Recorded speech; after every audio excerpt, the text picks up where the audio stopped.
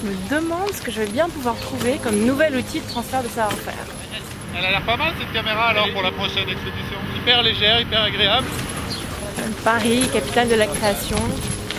Je devrais bien trouver une inspiration, mais pourtant ça fait 2 mois que je cherche. Et je me pose vraiment la question. L'idée c'est d'essayer la caméra en condition. C'est pour ça qu'on a mis nos vestes de l'expédition Yangtze. Fais attention, laisse passer le vélo là. Ah oui, oui. Ah mais c'est Danuta, je l'ai vu sur YouTube avec son projet Weekly. C'est vous les frères Latulé? Ouais, J'ai c'est vu nous. la télé la semaine dernière. C'est vous qui avez descendu le Yangtze en moto? Mais c'est quoi ce petit instrument? C'est une petite caméra qu'on compte utiliser pour notre prochaine expédition, qui est hyper légère, qui tient dans notre poche. Et tu sais, comme quand tu fais une expédition, on part sans caméraman, c'est idéal pour nous. Mais est-ce que j'ai pas trouvé là mon idée pour Wikti? Est-ce que je pourrais pas mieux partager les connaissances par la vidéo? Oui, mais pour ça il faudrait que tu établisses des règles de base d'utilisation. Des règles de base? C'est exactement ce sur quoi nous avons travaillé au cours des derniers mois sur les différents métiers. Est-ce que vous pensez que vous pourriez m'enseigner les quelques règles de base de la prise de vue rapidement? Ah ça, sans problème. Et moi ce que je te propose, c'est on va en profiter pour visiter Paris en même temps. Avec 2 explorateurs, c'est avec plaisir. On va au Pont des Arts? Ah bah écoute, allons au Pont des Arts.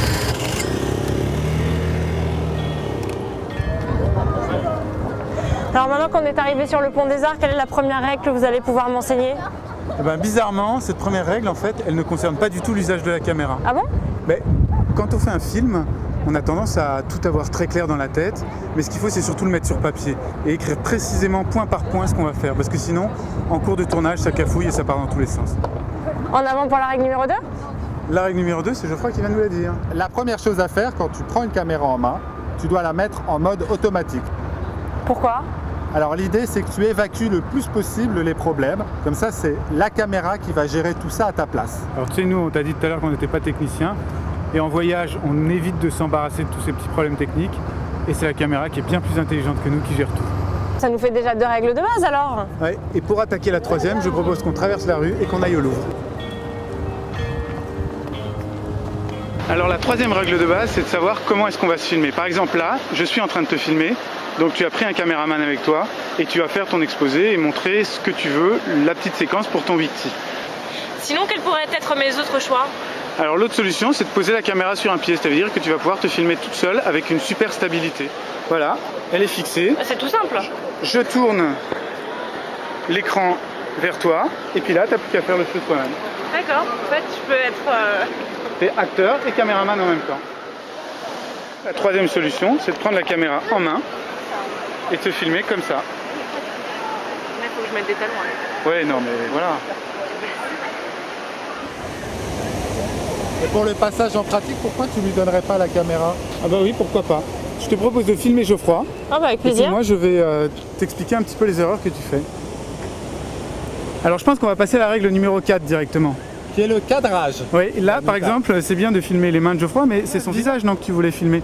Donc c'est quelque chose de très important, ça, de savoir à l'avance que tu veux filmer. Maintenant on va expliquer le mouvement avec la caméra. Donc je vais faire mes lacets parce qu'ils sont défaits. Il faudrait peut-être que tu me suives, Danuta. Allez, mais mes lacets ils sont finis. Bon, les enfants, vous faites n'importe quoi. Voilà, on montre la tête de Geoffroy. Ensuite, tu vas accompagner doucement dans un mouvement fluide Geoffroy jusqu'à ses lacets. Et comme ça, il peut te montrer qu'il est en train de faire ses lacets. Donc, allez, mais ça semble très correct. Ce qui va nous permettre d'aller voir la règle numéro 5, zoom, dézoom. Mais je te propose de changer de lieu, Danuta, d'accord?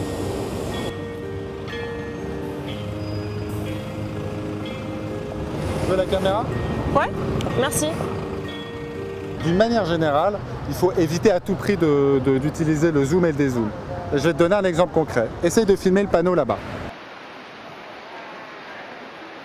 Donc voilà, typiquement, là, ton image, tu n'arrives pas à focaliser et elle est floue. Voilà le problème du zoom et du dézoom. Le Vic, il a un moyen de parer à tout ça. Alors moi, ce que je te conseille, c'est au lieu de faire des zooms, eh ben, tu t'approches de l'objet lentement et doucement, dans un mouvement fluide, comme tout à l'heure. Eh, tu comprends vite? Mais si je veux filmer sous d'eau? Ah oui, c'est vrai que là, il y a une mare, la seule solution, c'est de mettre des bottes. Non, Danuta, ce que je te conseille, c'est de prendre le pied qu'on a utilisé dans la règle de base numéro 3, le tripode. Tu le poses et comme ça, ta caméra est stable. Ça, je préfère. Et maintenant, qu'est-ce qu'on fait? On passe à la règle de base suivante. Et la règle de base suivante, c'est le regard caméra. Et je propose qu'on aille faire ça à Notre-Dame de Paris. Qui est là-bas? Moi, je vous suis. Parfait, on y va.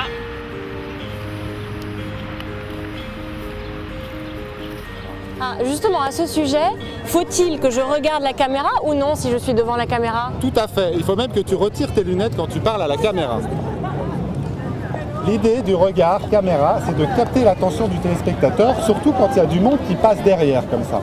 Oui, parce que le regard attire le regard. Mais moi, je vous conseille quand même, le jour où vous faites une démonstration de fonctionnement d'un engin dangereux comme une scie circulaire, de regarder vos doigts pour éviter de... C'est vrai. Il y a quand même un autre point. Pourquoi regarder la caméra? C'est pour le son, ce qui va nous permettre d'introduire la règle numéro 7. Parce que si je parle comme ça, vous n'entendez plus rien. On va introduire la règle numéro 7? Bah allons-y.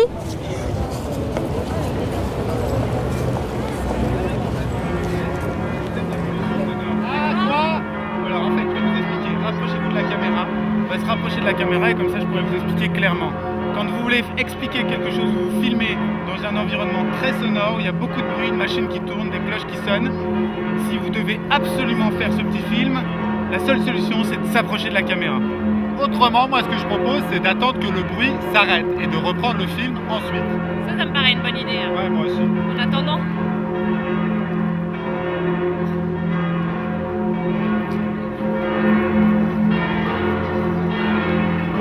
Alors, Danuta, il y a encore une règle. La règle de la lumière. Et notamment les contre-jours. Par exemple, là, je suis sûr qu'on est en contre-jour. Donc peut-être que pour arranger l'histoire, on pourrait se tourner et pivoter pour que la caméra Voilà, n'ait plus comme un ça. fond lumineux, très très lumineux, trop lumineux. Il faut bien faire attention au jeu des lumières. Qu'est-ce que vous faites là? Oh Didier, Ça va? Comment ça va? Eh bien. Oh là là, qu'est-ce que c'est cet engin? aujourd'hui grâce au frère Latulé, j'ai appris 8 règles de base pour la prise de vue. Tu veux les connaître? Ah ben oui, oui. La première règle de base, c'est écrire un scénario. La deuxième règle de base, c'est réinitialiser tous les réglages en mode automatique. La règle de base numéro 3, c'est le choix du positionnement caméra. Soit tu me filmes, D'accord, tu peux utiliser l'écran, d'accord. soit je me filme moi-même, soit j'utilise un trépied.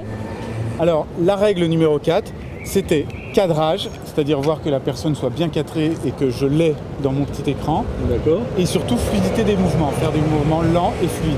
d'accord. La règle de base numéro 5 concernait Les pas de zooms. zoom, des zooms. Éviter de faire des zooms parce que c'est vraiment pas beau. Didier, il y a ensuite la règle de base numéro 6. Choisir de regarder ou non la caméra. D'accord. Ensuite, la règle du base numéro 7, la pollution sonore. Ah Didier, qu'est-ce que tu me dis? J'entends rien.